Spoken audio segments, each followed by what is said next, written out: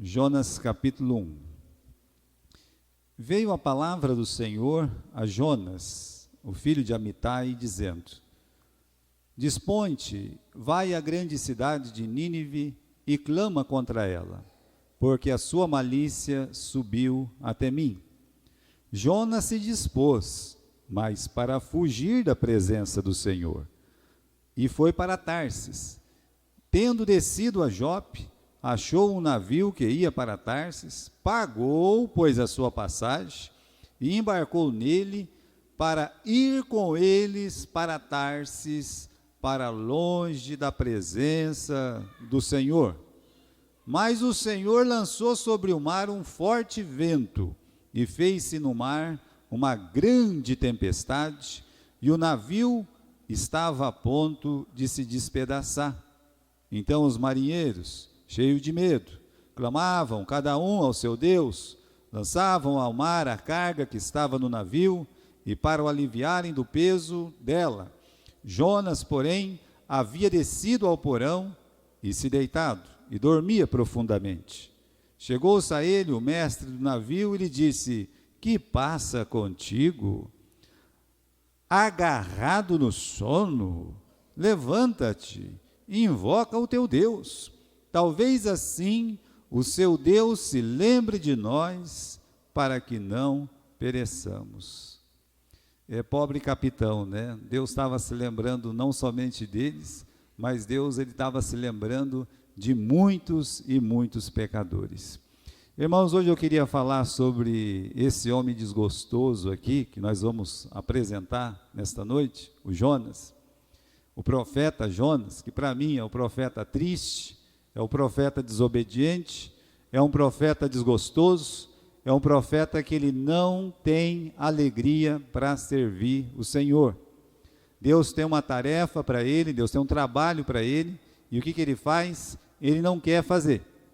E depois, quando pelas circunstâncias ele é forçado a fazer, ele vai fazer, mas ele não tem alegria naquilo que ele faz. Ele não sente prazer em trabalhar para Deus. Agora, pode ser que aconteça um momento da nossa vida, ou pode ser que até está acontecendo isso na sua vida, vai saber, de uma pessoa, ou cada um de nós aqui, chegar nesse ponto, de não ter alegria de servir ao Senhor. Eu estou aqui, corpo presente, mas meu coração não está aqui. Meu coração, ele não está na obra de Deus. Eu estou indo lá, mas meu coração não está na obra de Deus. Eu me sinto forçado naquilo que eu estou fazendo. Veja que isso, você forçado, a obra de Deus vai ser feita por você ou não. Se você tiver com vontade de servir, a obra de Deus vai ser feita. Se você não tiver com vontade nem alegria de servir e fizer a obra vai ser feita. Tá? E o problema é para quem? O problema é para você. Você não participa dessa alegria do coração de Deus. O coração de Deus tem uma alegria muito grande para salvar as almas. A prova disso é aquela parábola, a parábola dos perdidos em Lucas 15. Em cada resgate há alegria. E há uma alegria profunda no coração do Pai para abraçar o perdido, o pecador. Então, quando você não está fazendo, mesmo fazendo, você não está fazendo com alegria, não tem aquele apreço de trabalhar para o Senhor, mas eu estou fazendo, meio forçado. Olha, você não participa desse momento alegre, feliz, desse coração feliz que é o coração de Deus. Essa história no livro de Jonas é mais uma das maravilhosas histórias da salvação de Deus. De cara aqui, quando você olha o versículo 1 e 2, né, Deus ele chama Jonas, e no versículo 2 ele fala: Jonas, se dispõe, né, vai à grande cidade de Nínive e clama contra ela. Por quê? Porque o pecado da cidade de Nínive chegou até a presença de Deus, não que não tinha chego antes, mas chegou no limite. Deus tem o limite dele. Ele apresenta isso desde o começo, lá no livro de Gênesis. Agora, irmãos, nós somos apresentados a essa cidade. Essa cidade é uma cidade antiga. Lá no capítulo 10 do livro de Gênesis, é apresentada como uma das primeiras a surgirem, criada justamente por Nimrod, o rebelde, aquele que lutava contra Deus, que escravizava as pessoas, levava as pessoas a se desviar cada vez mais do Senhor. Então a origem dela já não é boa. Agora a continuidade de Nínive, que é realmente a primeira grande cidade, né, a se impor aí como nação, se torna uma nação que oprime, violenta, imoral, cruel.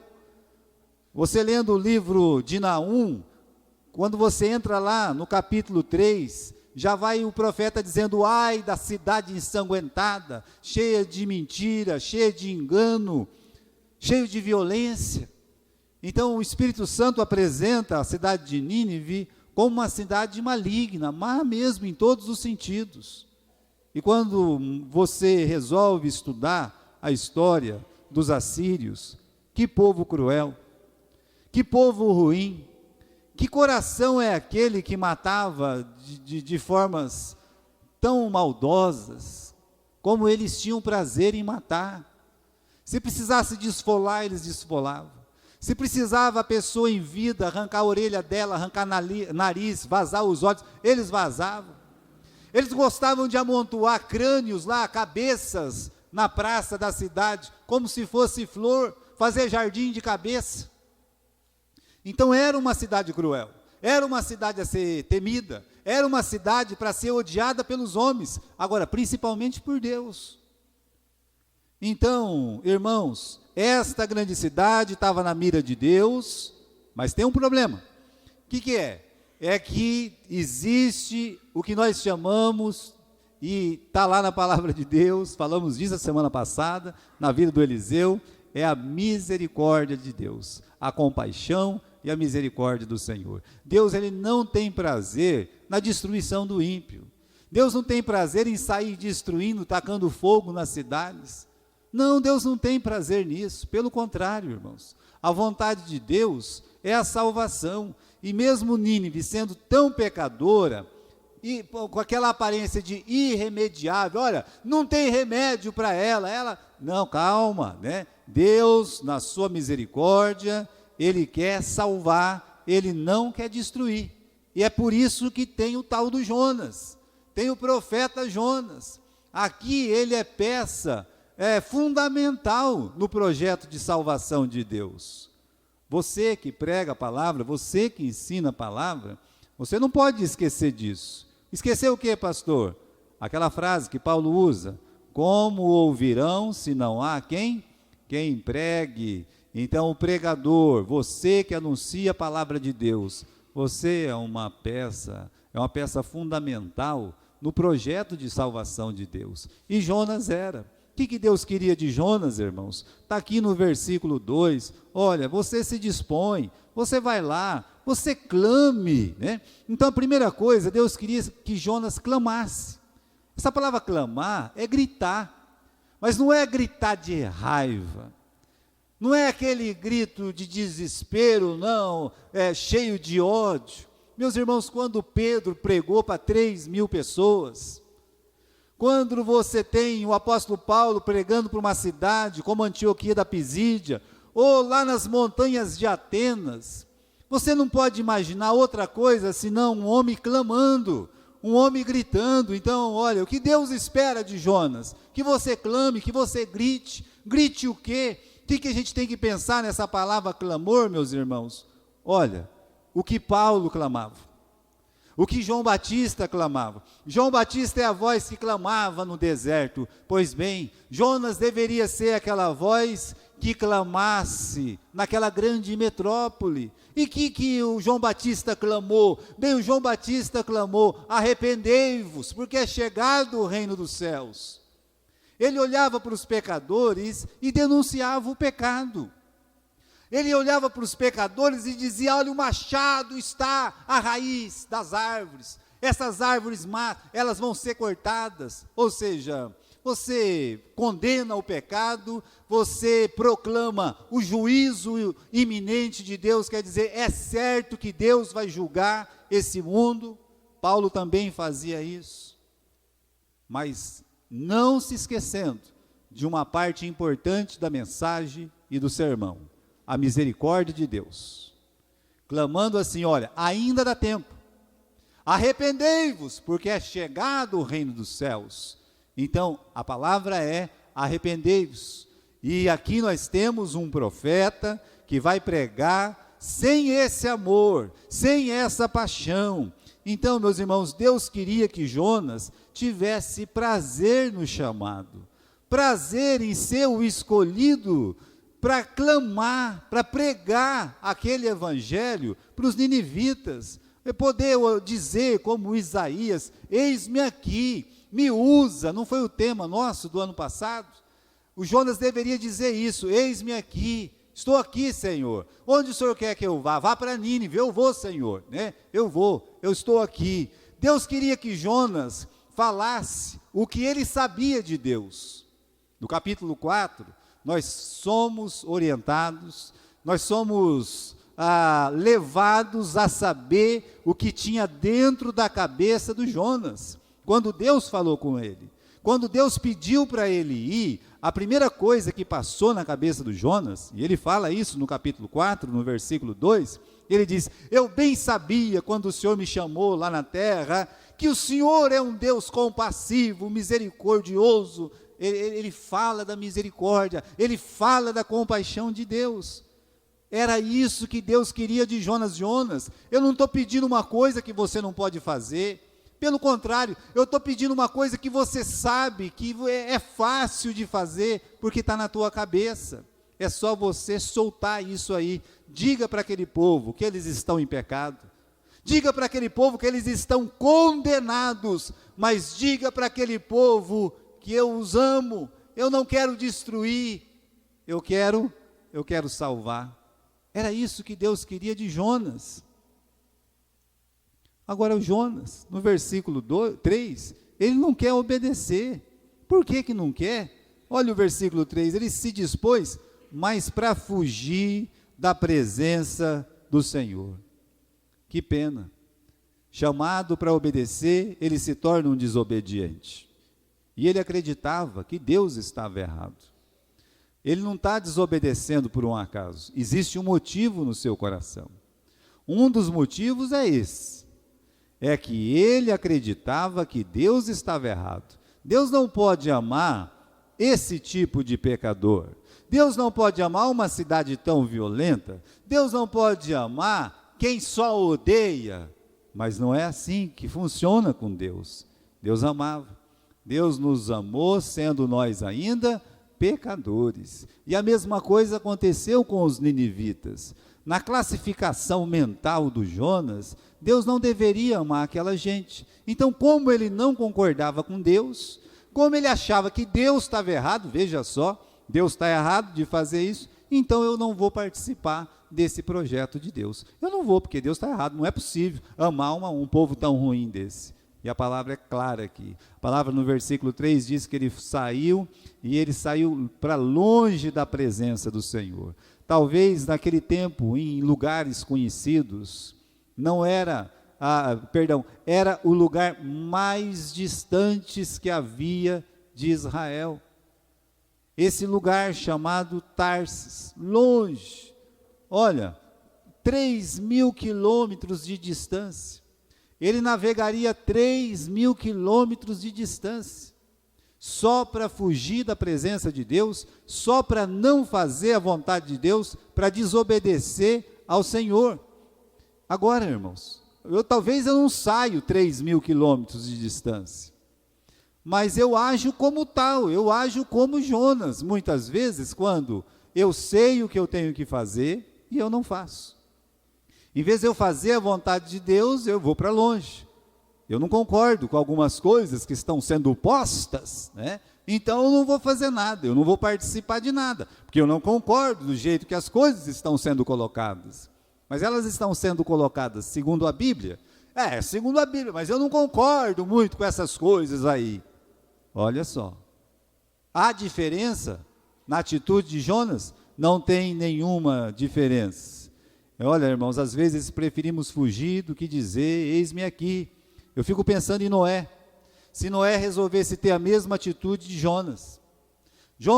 Noé constrói a arca. Daqui 120 anos eu vou destruir este mundo. Noé podia olhar e dizer assim, eu não concordo, não concordo. Eu não tenho que aceitar essa destruição em massa aí, não. Não vou construir barco nenhum, não vou.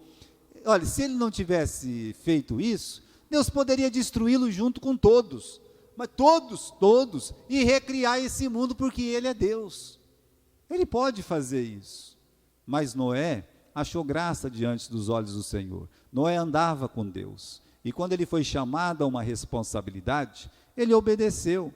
Aqui, irmãos, ainda no capítulo 1, nós temos o triste caminho do desobediente. Qual é o triste caminho do desobediente? Tem uma trilha. E a primeira que nós encontramos aqui é que ele se afasta da presença de Deus. Repare bem, não tem como uma pessoa fugir da presença de Deus. Espiritualmente, não. E se eu me jogar lá no fundo de um poço? Não adianta. Deus, ele vai te ver, você lá.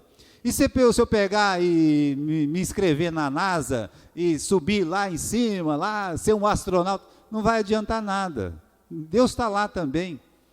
Eu vou sair sem rumo, pode sair sem rumo ou com rumo, Deus vai te encontrar. Você não pode se esconder de Deus. Veja só, Jonas sabia disso, que ele não podia se esconder de Deus, como nós também não podemos. Só que existe uma coisa, irmãos, a pessoa sabe, e ela então retalia. O que ela vai fazer? Ela não pode fugir da presença de Deus, pois eu vou fugir da casa de Deus. Eu vou fugir da presença dos irmãos que pertencem à casa de Deus. Eu vou fazer isso. Eu vou sair e pronto, né? Então, já que não tem jeito de fugir dos olhos de Deus, o desobediente começa a se distanciar daquilo que representa Deus. E o que mais representa Deus, meus irmãos, de forma tão firme, que é a casa do Senhor e o povo do Senhor. Agora, outra coisa, está disposto a fugir para longe? Então, ainda no versículo 3, diz que ele achou um navio que ia para Tarsis. Satanás, ele sabe muito bem o que nós falamos, conhece as nossas ações. Então, o crente que não quer obedecer, sempre vai encontrar um lugarzinho para ir. Preste atenção no que eu estou dizendo. Você sabe que você tem que fazer coisas para Deus. Não existe crente que não faça nada para Deus. Isso não existe. Agora, não quero fazer, tá bom, né? Não quer obedecer, então vai ter que fugir. Agora, quando você quer fugir, o diabo tem um barquinho te esperando. Um barquinho te esperando, e esse barquinho vai te levar para bem longe, como está dizendo aqui, que ia para Tarsis, ou seja, o barquinho de Satanás, o barcão de Satanás, ele vai te levar o mais longe possível daquilo que representa Deus neste mundo. Acredite nisso. Você vai encontrar uma galera lá num barzinho, e aquela galera vai te levar para bem longe do Senhor. Acredite. Você vai encontrar o grupo da galera lá, aquela turma da bola. Aquela turma da bola, sabe como é que é? Então, quando eu não quero mais obedecer a Deus, eu encontro uma turma dessa, eu encontro uma tribo qualquer, eu me filio a uma tribo qualquer. E aquelas pessoas, aqueles lugares, representa exatamente esse barco que leva para Tarsis, ou seja, para bem longe de minhas responsabilidades, daquilo que eu sei que devo fazer para Deus e eu não faço. Vai para longe, para bem longe. Bem, ele se torna uma pessoa fria, ele se torna uma pessoa indiferente. Esse é o triste caminho dos desobedientes. Olha a frieza dele. Vamos lá, a frieza dos desobedientes está colocado aqui na história do Jonas. Repare bem, no versículo 4, ele foi embora, está lá no barco, né? No versículo 4, o Senhor lançou sobre o mar um forte vento e fez-se no mar uma grande tempestade, e o navio estava a ponto de se despedaçar. Uma tempestade pegou o desobediente. Não, pegou o barco, pastor. Não, calma lá, né? Essa tempestade é a voz de Deus, é a palavra de Deus, é Deus chacoalhando aquele navio para dizer: Jonas, você está errado. A sua atitude é inaceitável. Irmãos, o barco afundaria sim. O propósito daquela tempestade com Jonas dentro do barco era derrubar aquele barco. E repare, é uma provação muito grande. Não pense que uma tempestade enorme como passou o Jonas é capaz de amolecer o coração do desobediente 100%. Não. Há muitas pessoas que elas sofrem a pena. Elas sofrem. Ó, se você fizer isso, você vai apanhar. Pois ele apanha. Ele apanha e não chora, sabe? Para dizer: apanhei, não chorei e não fiz. Pois bem, o Jonas era assim. O Jonas era uma pessoa dura, mas muito dura, de reconhecer que ele estava errado. Naquela tempestade ele já podia se levantar e dizer: ei, o negócio é comigo, né? Ele sabia que era com ele, mas ele não falou nada. Ele é indiferente à tempestade. E olha só, no versículo 5, quando todo mundo aqui, os marinheiros cheios de medo, clamavam cada um ao seu Deus, lançando ao mar a carga que estava no navio para aliviarem do peso dela, repare que há muito movimento naquele barco. As pessoas estão desesperadas porque a tempestade é muito grande. Então, num momento desse, o que a gente faz? Vamos aliviar a carga, vamos jogar tudo, joga o que tem aí, joga a roupa, joga o sapato, joga comida, o que tiver você joga. Aconteceu isso, irmãos, em Atos, com o apóstolo Paulo. Eles jogaram até, como é que fala? O mastro do navio, ó, o que puder nós joga. O importante é esse barco ficar boiando. E eles jogaram tudo. Agora, irmãos, num movimento tão grande, todo mundo gritando, clamando: ô Baal, sabe lá, ô Marduk, todo mundo chamando os deuses dele. O Jonas, vendo aquela cena, porque ele estava lá em cima, o que ele faz? Ele desce e ele dorme. Ele é indiferente, o coração dele é duro, é indiferente, ele não quer orar. Olha, o capitão vai até a pessoa dele lá, que ele está dormindo profundamente, tem mais essa ainda, é um sono profundo. Versículo 6, chegou-se a ele o mestre do navio e disse: que se passa contigo, agarrado no sono? Tem uma tradução que fala: que tens, dorminhoco, né? O que está acontecendo com você, que você consegue dormir? Veja só, está todo mundo clamando aqui ao seu Deus, só você que não faz uma oração, só você que está aí com essa indiferença toda. Olha, quando ele é acordado para orar, preste atenção no que eu vou falar, ele não ora não, ele não ora, ele sabe como dar fim naquela tempestade, mas ele fica quieto, ele não fala nada para ninguém, ele está prejudicando as pessoas. Ele só abre a boca quando ele é divinamente avisado. Como assim? Lançaram sorte lá do jeito deles para saber o que estava acontecendo. Eles não têm Deus, eles tinham que fazer aquilo lá mesmo. E aí então, caiu no Jonas. Ei, rapaz, o que é isso aí que está acontecendo? Quem que é você? Da onde você veio? Me explica um pouco sobre a sua vida. Ele fala assim, com a maior cara de pau. E sabe, o que não falta nesse mundo cristão é cara de pau, né? Ele diz assim: eu sou servo do Deus Altíssimo, do Criador dos céus e da terra, né? Agora ele é servo de Deus é quem serve a Deus. Mas ele se denomina servo de Deus. Você pega uma pessoa lá, né, está fazendo um monte de coisa errada, sem nenhum temor ao Senhor. Às vezes você vai entrevistar uma pessoa dessa, a pessoa fala: não, mas eu sirvo a Deus, sou um servo de Deus. Ali ele não estava servindo a Deus coisa nenhuma. Nenhuma. Olha, continue aqui no versículo 9, sou hebreu, temo ao Senhor, o Deus do céu, que fez o mar, que fez a terra. Aí todo mundo ficou com medo, falou assim: calma lá, né? O que está acontecendo? Porque ele disse: eu estou desobedecendo esse Deus que fez o céu, fez a terra e fez o mar. naquela cabeça pequena deles, fez o mar, é o Deus que fez o mar, então é por causa disso, né? Então eles ficaram com mais medo ainda. Como é que uma pessoa que serve a Deus e desobedece a Deus na cara dura assim, desse jeito? Ei, rapaz, e nós temos que fazer o que com você? Aí ele abre o jogo. E ele não, meus irmãos, ele não tem medo. Ele fala o que tem que ser feito. Vocês fazem o seguinte, ó, me pega, me joga lá dentro do mar. E acaba esse vento, acaba essa tempestade. Quer acabar com a tempestade? Me joga lá. Só que ele não se jogou. Né? Não se jogou. Ele não se jogando, ele prova que ele não tem amor pelas pessoas. Ele não podia acabar com aquilo de uma vez, sem ninguém perguntar nada? Fala, Senhor, olha, não pega essas pessoas não, tem misericórdia de mim. Nisso eu admiro muito Davi. Ele fez umas bobagens lá, aí veio aquele anjo da morte, começou a matar todo mundo, ele foi lá e falou, Senhor, eu sou o pecador, mas essas almas, essas ovelhas, Senhor, não fizeram nada, Senhor. Ele se põe entre as pessoas e o próprio Deus, é comigo, Senhor. Eu quero cair na tua mão, não quero cair na mão do ímpio. Mas é porque ele amava as pessoas.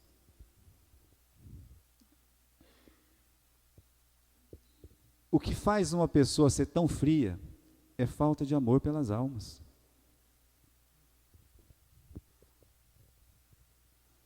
É incrível.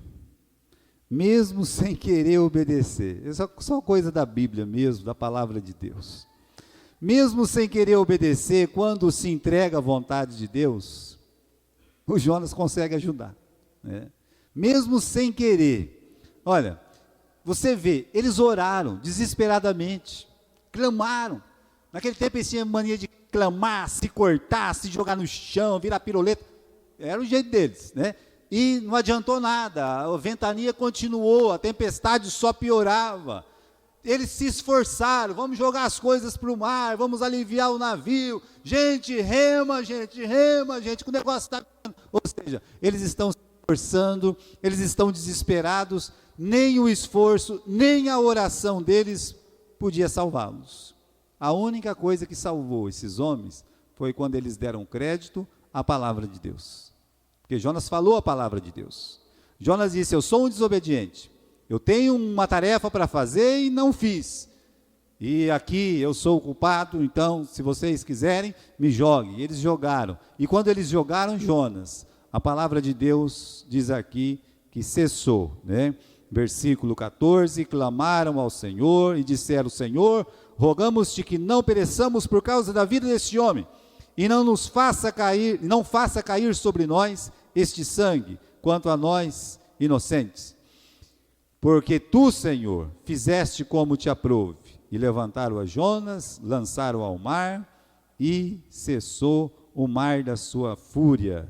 Temeram, pois, estes homens em extremo ao Senhor, e ofereceram sacrifícios ao Senhor, e fizeram votos. Olha, o desobediente, quando ele fala de Deus, da palavra de Deus, ainda tem bênção, né? Você vê aí, esses homens, eles se converteram ao Senhor. Esses homens, eles chegaram a reconhecer que existe o Deus verdadeiro.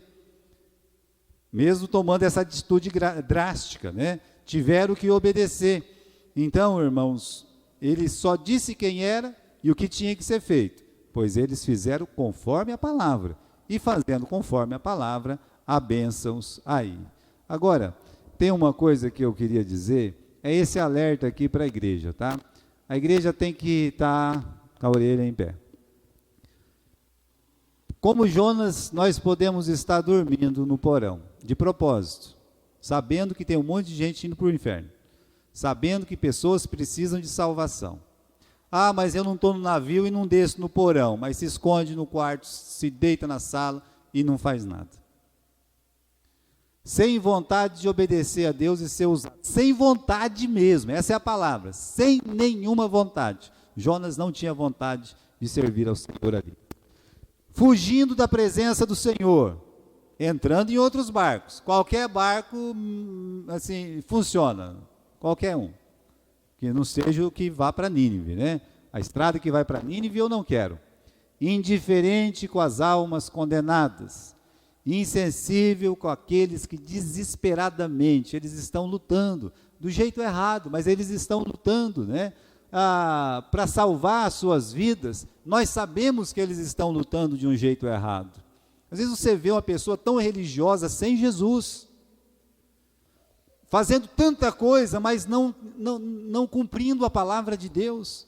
E nós, no nosso silêncio, o que nós fazemos? Nós somos indiferentes. Agora, uma igreja que ora menos que os ímpios, isso é o fim da picada. O Jonas orava menos que os ímpios, todo mundo orando e ele dormindo. E quando ele é acordado, você não vai orar não? Ele diz, não vou orar não quero não, né? Tá bom, né? Precisamos ter coragem de assumir a nossa culpa. E se preciso for, morrer para nós mesmos, para salvar essas almas. A gente tem muito que aprender com essa desobediência do Jonas. Deus sempre dá uma chance para os desobedientes. Deus sempre faz isso. Sempre tem uma segunda chance com os desobedientes. Ele foi jogado no mar, veja só, no versículo 15, levantaram ele, jogaram ele no mar, o mar então se acalmou, a fúria, né, cessou, e versículo 17, deparou o Senhor, tem uma tradução melhor que diz, preparou o Senhor um grande peixe para que tragasse a Jonas, e esteve Jonas 3 dias e 3 noites no ventre do peixe, então ele foi lançado lá. Deus preparou o que eu chamo de um submarino natural. Às vezes a pessoa tem dificuldade de crer, mas um peixe vai engolir a pessoa por 3 dias e a pessoa não morreu. Eu não tenho dificuldade nenhuma de acreditar nisso. Se uma pessoa, ela consegue entrar num balde de lata enorme e ficar lá dentro da água lá, por meses às vezes, e uma coisa criada pelo homem, e eu sei que funciona, que vai e que volta, e dá certo, por que Deus não pode criar um submarino natural? Ele criou, preparou aquele peixe é um peixe especial, tem peixe que nós nunca vimos, o tal do Leviatã, é um peixe que está lá nadando nesses oceanos, ninguém sabe nem o que é. Deus preparou esse peixe para esse fim. Esse peixe estava lá, no lugar certo, na hora certa, para engolir a pessoa certa. Então eu creio. E foi o que aconteceu. Deus, quando ele caiu lá dentro da água, vou morrer, pelo menos eu fico livre. Não morreu, né? Ele caiu, ficou lá dentro do ventre do peixe. Aí o susto foi grande. O susto foi tão grande, irmãos, que no capítulo 2, versículo 1, diz que Jonas, do ventre do peixe, ele orou ao seu Deus. Veja só, ele não orou quando Deus falou que queria para ele e ele fugiu, ele não orou. Ele não orou quando veio a tempestade, em momento nenhum ele coloca o joelho e ora, ele não faz uma oração. Ele não ora nem quando ele está sendo jogado. Senhor, tenha misericórdia do teu servo pecador. Ele não ora. Ele cai nas águas, talvez esperando a morte mesmo. Ele não ora. Mas aí quando está lá naquela carniça, aí quando está lá naquela situação, sem morrer, naquela agonia, a Bíblia diz que ele orou ao Senhor. Quem sabe ele não sentiu um pouco o que é uma agonia sem morrer? Porque o inferno é isso, não é verdade? O inferno, o verme não morre, as pessoas sofrem sem morrer. Quem sabe ele experimentou um pouco do que é o inferno, porque ele fala, eu vivi esse inferno. Então eu não quero que ninguém viva esse inferno. É a mesma palavra do rico, que ele desceu lá no inferno, e ele disse, eu não quero que ninguém venha para cá. Ele estava lá, não podia sair mais. Então naquela situação, ele orou ao Senhor, 3 dias orando. Que bom, não é? A sua oração considerou que Deus é um Deus bravo, Deus é um Deus justo. Ele fala no versículo 2, na minha angústia eu clamei ao Senhor, ele me respondeu. Versículo 3, me lançastes no profundo, no coração dos mares, a corrente das águas me cercou, todas as ondas e as tuas vagas passaram sobre mim. Eu disse, lançado estou dos teus olhos. Ele não queria ir longe, ele não queria se afastar da presença de Deus, agora ele está reclamando que está longe dos olhos de Deus. Tornarei porventura a ver o seu santo templo? Ele está confessando que sim, Não tem esse ponto de interrogação aí, não. Eu vou ver o seu santo templo. Ele confessa que está numa situação dura, mas Deus estava respondendo a oração dele. Ele passa esses dias orando. Considerou o juízo de Deus, mas considerou também que Deus tinha um plano de retorno para ele. E esse submarino natural, no versículo 10 do capítulo 2, falou, pois, o Senhor ao peixe, e ele vomitou a Jonas na terra. Eu não sei quantos quilômetros ele estava já, né, do navio para o meio do mar, mas esses 3 dias e 3 noites, provavelmente é o tempo que esse grande peixe teve para navegar e chegar lá onde ele deveria chegar e cuspir o Jonas, e Deus conversar com Jonas novamente. O que nós temos no capítulo 3, versículo 1. Veio a palavra do Senhor segunda vez a Jonas, dizendo: Dispõe-te, vai-te à grande cidade de Nínive e proclama contra ela a mensagem que eu já falei para você. Vai fazer o que eu mandei. Muito bem, irmãos. Aí é que vem a obediência. Até então ele é desobediente. Agora ele vai obedecer. É muito triste essa situação do Jonas. Ele obedece sem alegria. Irmãos, é tão bom servir a Deus com alegria. Não tem o nosso cântico, Salmo 100? Servir ao Senhor com alegria. Isso é o Salmo 100, versículo 1. Repare a frase. Servir ao Senhor com alegria. E a própria música, que é o Salmo 100, responde. Por que eu tenho que servir ao Senhor com alegria? Porque Ele é bom. Porque a sua misericórdia dura para sempre. Porque Deus é bom, então eu tenho que ter alegria para servi-lo. Precisa de mais motivo? Você precisa de outro motivo para ter alegria de servir ao Senhor, que não seja esse? Ah, porque Ele é bom. E você acha que Ele não é bom para você? Acordou hoje, comeu, vestiu, está respirando, está bem aí, está acomodado? Que não seja demais. Servir ao Senhor com alegria, porque Ele é bom. A palavra de Deus diz que Deus ama quem dá com alegria. A gente pensa só em questões financeiras quando usa esse versículo, mas não é só para isso. Quando nós oferecemos o nosso tempo para Deus, um tempo alegre com Deus, quando a pessoa vem para servir a Deus, ele vem com alegria. Ele não vai ficar olhando no relógio ou no celular se a mensagem está longa ou comprida. Eu sei que às vezes a gente exagera, me perdoe. Porque a gente acredita que tem que falar o que veio para falar. Que está incomodado, que está apertado, que está quente. Está bem, são situações sem muita comodidade. Nós consideramos tudo isso. Mas é para essas coisas tirar a sua alegria? Ah, mas aqui, veja só, está um pouco quente. Na praia ninguém reclama que está quente. Pior, fica lá mais ainda no sol, né? Quanto mais melhor. Mais vermelho ficar melhor, né? Eu não posso ficar escuro, eu só fico vermelho no sol. Uma pimenta, eu nem vou, né? Mas lá ninguém reclama. Então, quando nós temos que servir a Deus, coloque isso na sua cabeça, na sua mente, servir ao Senhor com alegria, porque Ele é bom. Só esse motivo é suficiente para nos fazer felizes. A maior alegria de Paulo era ver o quê? O resultado da sua obra. Ele disse lá em 2 Coríntios, capítulo 12, versículo 15, repare, está escrito aqui, de alegria, ou seja, de bom grado, eu gastarei e me deixarei gastar pelas almas. Você conhece esse texto? Você sabe qual é o contexto desse texto, do capítulo 12, versículo 15? Sabe qual é o contexto desse texto? É quando ele fala que ele está sofrendo. Eu passei por 5 chicoteadas, me bateram, me afoguei 3 vezes, eu fui apedrejado 1 vez, eu passei fome, eu passei nudez, eu passei frio, eu passei sede, eu passei horror de morte. É nesse contexto que ele fala, eu me gasto, né? Ele está dizendo, eu me gastarei e me deixarei gastar pelas almas, eu tenho prazer.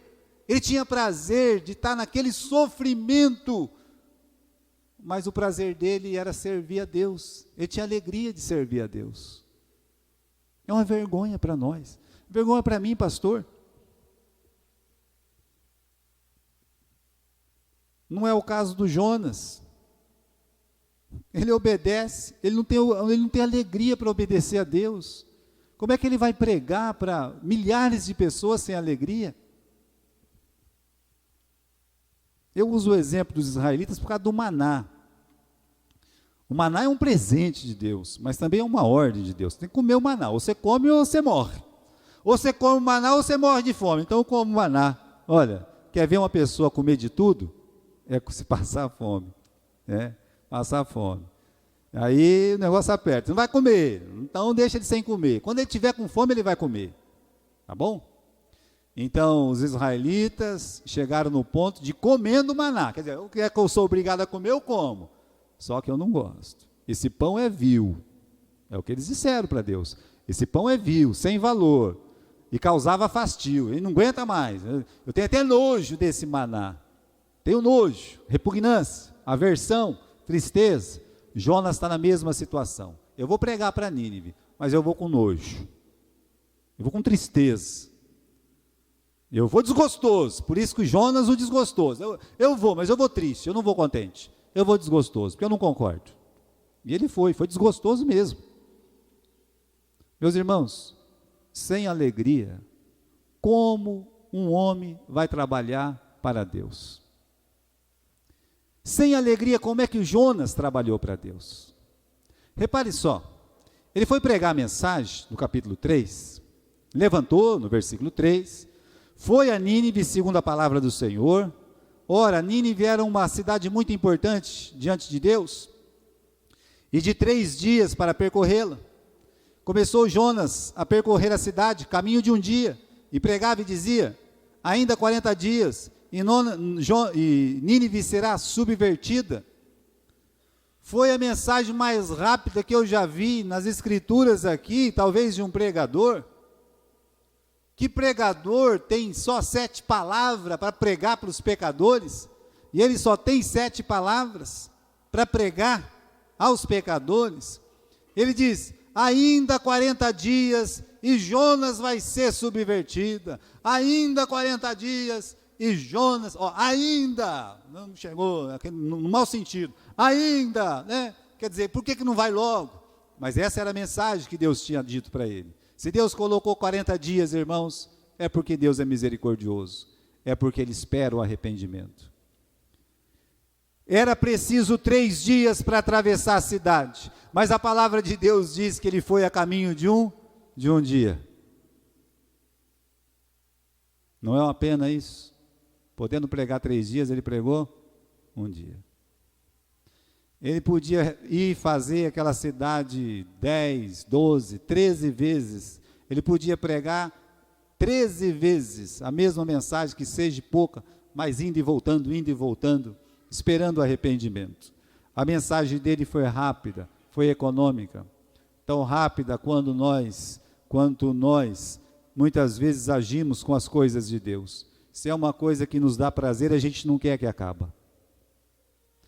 Tudo que é bom dura pouco. Tudo que é bom dura pouco. Né? A gente reclama. Eu fiquei tanto tempo lá, mas é pouco, queria ficar mais. Na presença de Deus a gente tem esse prazer, o negócio é rápido. A sua mensagem foi sem misericórdia. Repare de novo no versículo 4. Em nenhum momento ele fala o que ele sabia. Em momento nenhum ele fala o que ele fala para Deus no capítulo 4. O que ele falou para Deus no capítulo 4, ele deveria ter falado para as pessoas. Ele fala no capítulo 4, versículo 2, não foi isso que eu disse estando na minha terra, por isso me adiantei fugindo para Tarsis, pois sabia que tu és um Deus clemente, misericordioso, tardio em irar-se, grande em beneficência e que se arrepende do mal. Olha quanta coisa um pecador, meus irmãos, desesperado, teria prazer em ouvir, que Deus é compassivo, misericordioso. Ele não falou nada disso. Ele sequer citou o nome de Deus. porque ele é econômico, ele é sem misericórdia. Deus teve compaixão dele, mas ele não teve compaixão daquelas almas. E quando ele ficou sabendo que houve uma comoção espiritual na cidade, a voz de Jonas, ainda que econômica, ainda que sem misericórdia, chegou até a presença do rei, e o rei decretou um jejum e disse: olha, vamos jejuar, vamos pedir misericórdia, vamos orar a Deus, quem sabe Deus, ele tem misericórdia de nós. Falou com o Deus da misericórdia. Não ouviram de misericórdia, mas esperaram por misericórdia. E o que aconteceu? Deus não quis mais destruir.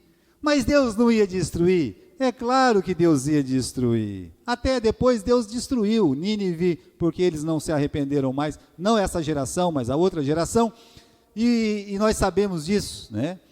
Agora, a presença, meus irmãos, de Deus, antes de juízo, é sempre de misericórdia. Nunca esqueça isso. A vontade de Deus de salvar é maior que a vontade de Deus de destruir. E uma outra coisa, se a pessoa se arrepende, o decreto de salvação está acima do decreto de destruição. Então, Deus, ele poupou, ele não quis destruir a cidade. No final do capítulo 3, ele diz isso, olha o versículo 10, viu Deus o que fizeram, como se converteram do seu mau caminho, e Deus se arrependeu do mal que tinha dito que lhes faria, e não fez. Então, irmãos, eles se arrependeram. Só que no versículo 1 do capítulo 4, com isto desgostou-se Jonas extremamente e ficou muito irado. Ao saber do arrependimento, ele ficou triste, ele ficou desgostoso, ele ficou irado. Ele ficou tão irado que ele falou bravo com Deus. Eu sabia que o Senhor ia fazer isso. Eu sabia que o Senhor ia aprontar uma, né? Que o Senhor ia salvar. Porque o Senhor é um Deus misericordioso. Não está certo isso. E Deus olha para ele e disse: e você está certo? Está certo essa ira tua? Capítulo 4 aí, versículo 3. Peço-te que me mate, Senhor, né? Tira minha vida, eu não quero viver. Se é para viver, para ver a salvação desse povo, então me mata, né? Deus, né, no versículo 4, disse o Senhor: você está certo em ficar bravo desse jeito? Você sabe que, inconformado, ele subiu no monte e ele ficou esperando os 40 dias. Por isso que ele não pregou por 40 dias. Ele ficou lá naquele monte esperando que Deus pudesse agir e destruir aquela cidade. Vai que eles não se arrependeram de verdade.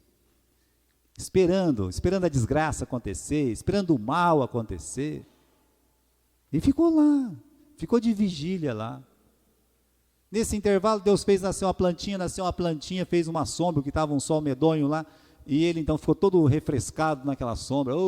Né? Glória a Deus por essa sombra, né? Então, aí daqui a pouco, Deus mandou um sol mais forte ainda, queimou a plantinha, morreu a plantinha. Aí ele pediu para morrer de novo. Eu quero morrer, se for para ficar nesse sol aqui, eu quero morrer, né? Coitadinha da minha plantinha. Deus falou uma coisa boa para ele. Disse: Jonas, vem cá, você está certo de ficar bravo? Tô sim. Ele é respondão. Ele é bocudo. Olha aí no capítulo 4 para você ver, né? Versículo 9.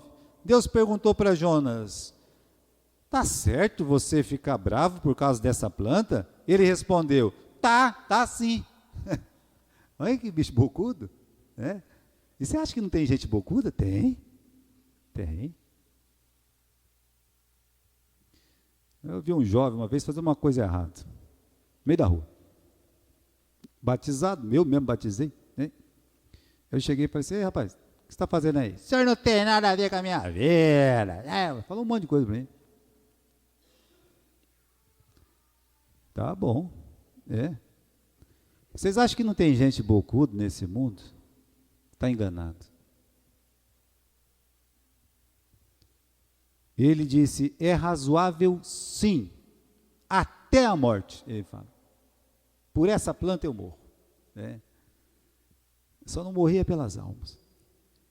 Tornou o Senhor: tens compaixão da planta que não te custou nada, trabalho nenhum, a qual não fizeste crescer, que numa noite nasceu, na noite morreu, e eu não posso ter compaixão da grande cidade de Nínive, em que há mais de 120.000 pessoas, que não sabem discernir entre a mão direita e a mão esquerda, e também muitos animais.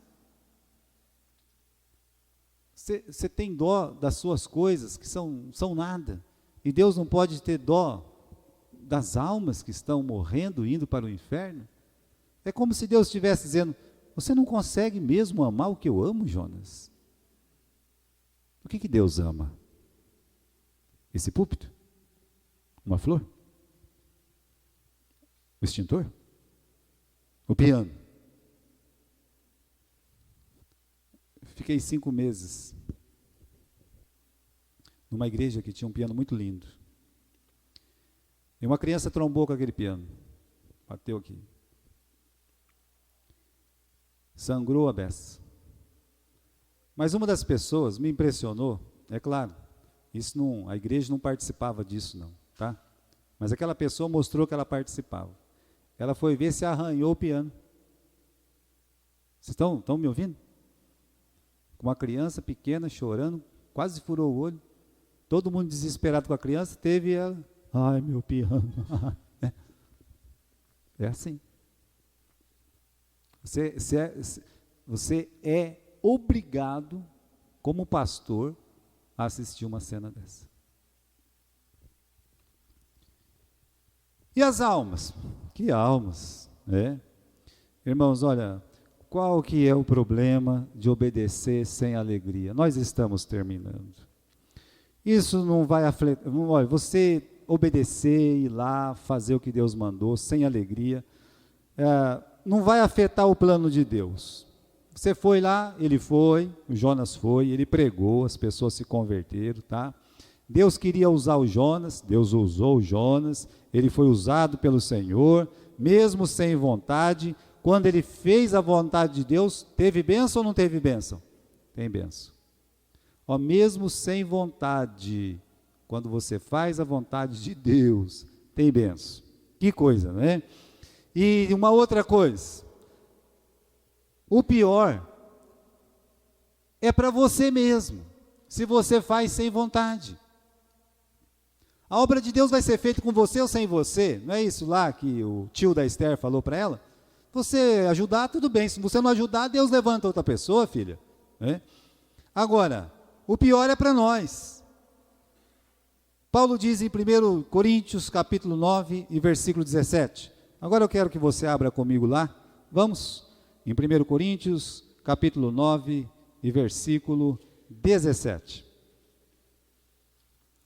Se eu faço de boa vontade, receberei um galardão. Então, quando você trabalha para Deus com vontade, você recebe dele um galardão, você recebe dele um presente. E não tem galardão melhor do que aquele que Paulo, ele falava que ele recebia, que a alegria dele era aquelas almas, e as igrejas era a sua alegria. Tem uma coisa que pode dar mais satisfação do que vendo crianças se converterem? Jovens se converterem, adultos se converterem, perdidos no mundo se converterem? Para Deus não, para nós também não deveria ser diferente. Então no capítulo 9, versículo 17, Paulo diz, olha, se eu faço de boa vontade, eu terei um prêmio, um galardão, mas se de má vontade, apenas uma dispensação me é confiada. Olha só. Se você não faz de boa vontade, você fez, você cumpriu uma tarefa, tão somente você foi lá, você bateu o cartão. Bateu o cartão e olha, que dia que vai ser hoje, hein, para a pessoa que não gosta de trabalhar. Né? Um funcionário público que não vai ser mandado embora, que não gosta de trabalhar, bate o cartão. Né? É hoje. Nem começou o dia. Nem começou. E tem gente que faz isso com Deus. Hoje é domingo. Sabe por quê? Porque vai ter que ir para a igreja.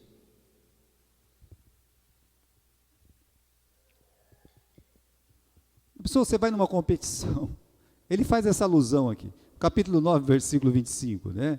Ele fala o seguinte, todo aquele que luta, de tudo se abstém, de sorte que eles fazem só por alcançar uma coroa corruptível, nós, porém, uma incorruptível. Assim eu corro, não como a coisa incerta, eu combato não como combatendo ao ar. A pessoa vai para uma competição sem vontade nenhuma, não faz mal para ele. Assim, não vai fazer mal, meus irmãos, assim, de Deus chegar sem vontade na igreja, não vai fazer mal nenhum para Deus. Ele vai me usar ainda, mas para mim faz mal. Sem aquela vontade, como é que eu vou? Não dá certo, não tem prazer. Ou seja, ganhei um título, não comemorei, por quê? Ganhei um título, Flamengo foi campeão, foi. Aí tem um jogador do Flamengo que está lá chorando, sendo desgostoso, deve ser vascaíno, não é verdade? Não é possível uma coisa dessa. Está vendo? Quem não fica feliz é porque não tem o coração sintonizado, não tem harmonia com o coração de Deus, com aquela alegria de Deus. E o que Deus quer é um crente trabalhando contente, feliz, como nós vemos no Novo Testamento, as pessoas trabalhando com tanta alegria, meus irmãos. Eles iam lá e eles apanhavam. Pedro, João apanharam. E aí eles chegaram todos contentes na igreja. Contentes por quê? Porque se acharam dignos de apanhar pelo nome de Jesus Cristo. Mas ele estava fazendo a obra, trabalhando para Deus. Esse é o problema de obedecer sem alegria. Você não experimenta o Salmo 100, servir ao Senhor com alegria. Você não pode nem cantar o Salmo 100, nem eu, se eu fizer sem alegria. Mas eu com a cara de pau canto, né? Mas não deveria. Quero citar a alegria de um voluntário. E terminar com essa simples consideração, tá? Um pastor perguntou para o irmão que trabalhou para ajudar numa obra. Uma obra da igreja, é claro. Está cansado? É? Ele respondeu, sim, deu para cansar, mas valeu a pena. Só de pensar nas oportunidades que crianças vão ter para se divertir e conhecer Jesus. A obra de Deus cansa. Eu fico pensando nos irmãos que chegam aqui 7h30, 8 horas da manhã para pegar uma perua, e o pessoal que vai ajudar na perua. Aí eu vejo eles indo embora às vezes meio-dia e meio cansado, sabe? E criança dá um trabalho. Criança dá um trabalho. Mas o que deixa a gente feliz é que essas pessoas, elas levantam a cabeça e vai contente, vai embora contente. Eles vão felizes. Missão dada, missão cumprida com alegria, né? Essa é a alegria deles. Quando nós pensamos na salvação das almas, que Deus ama, nós temos alegria em servir a Deus. Jonas deveria ter ido pregar com alegria, ele não foi.